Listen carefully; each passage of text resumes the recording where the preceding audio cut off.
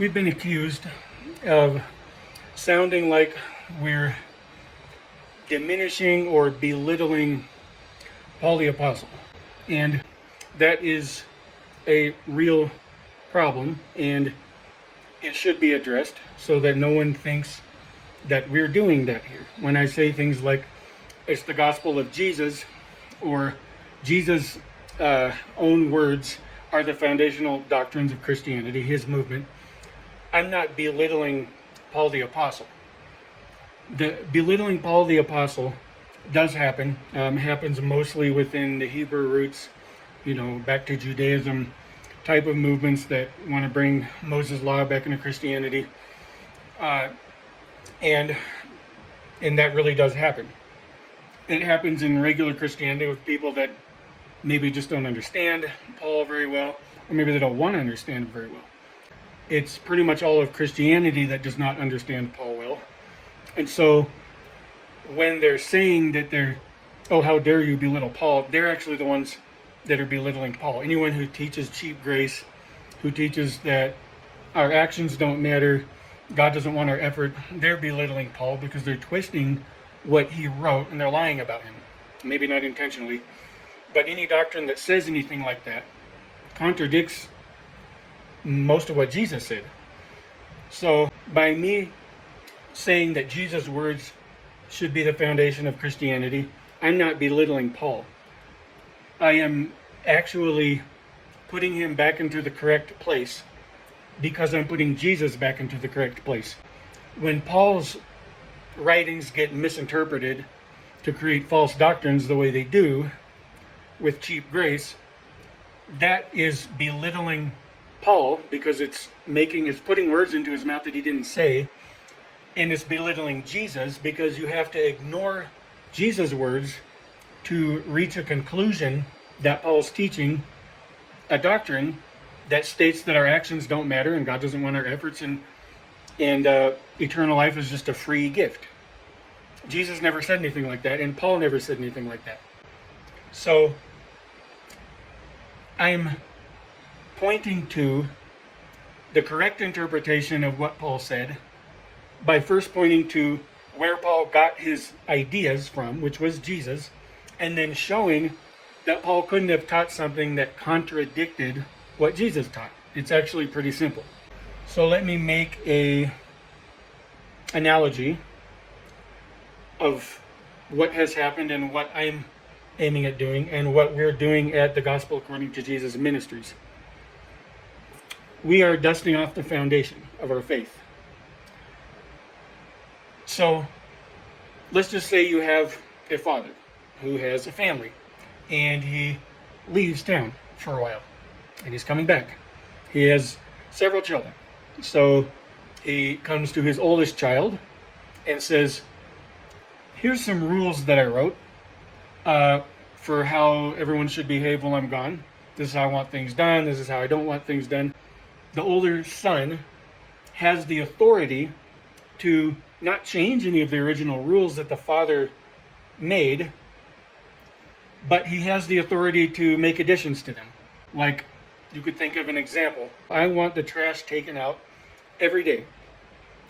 And so the older brother notices that based on the children's schedule and their own laziness and maybe bad attitudes sometimes, they don't always get the trash taken out like they're supposed to.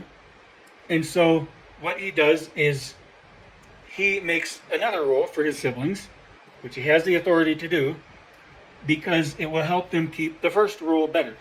The garbage must be taken out before 8 o'clock every morning.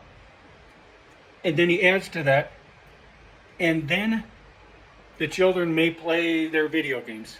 So later, the older brother has to go somewhere too. So he tells the other children, you know the rules.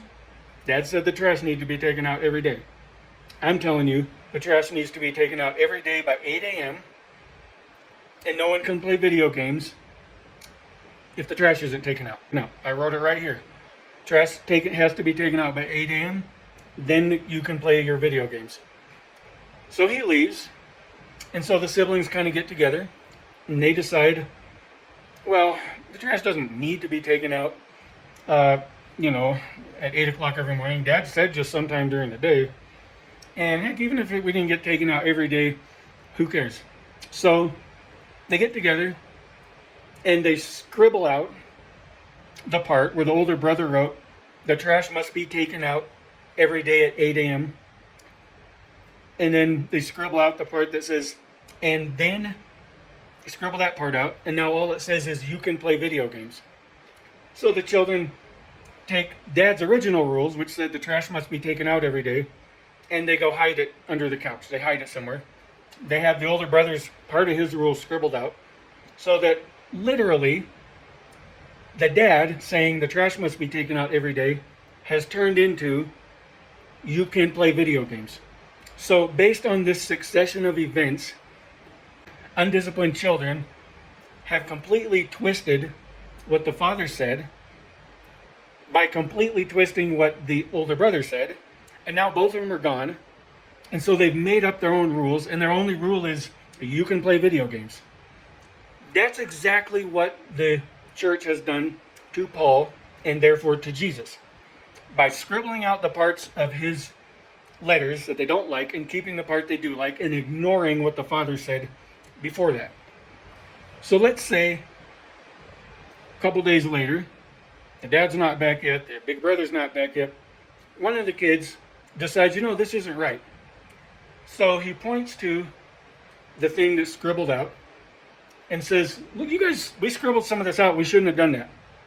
Let's unscribble this. Let's see what our older brother said. And they say, no, how dare you? The word that was passed down to us by our father through our older brother was you can play video games, and that's all we've done ever since. You know what? You're belittling our big brother. And so the sibling goes, yeah, but I have Dad's thing that he wrote. But here it says, the trash must be taken out every day. And they're like, no, our big brother's the boss. Dad put him in charge. We don't need to read what Dad said.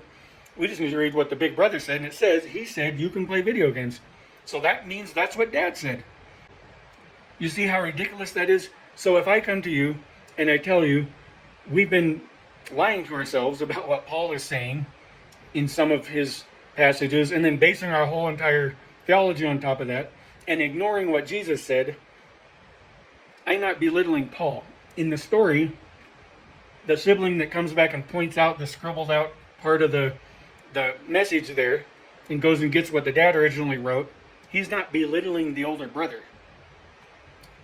All of the siblings who twisted what the big brother wrote and hid and ignoring what the dad wrote, they're belittling Paul, and they're belittling Jesus, and they're disobeying him.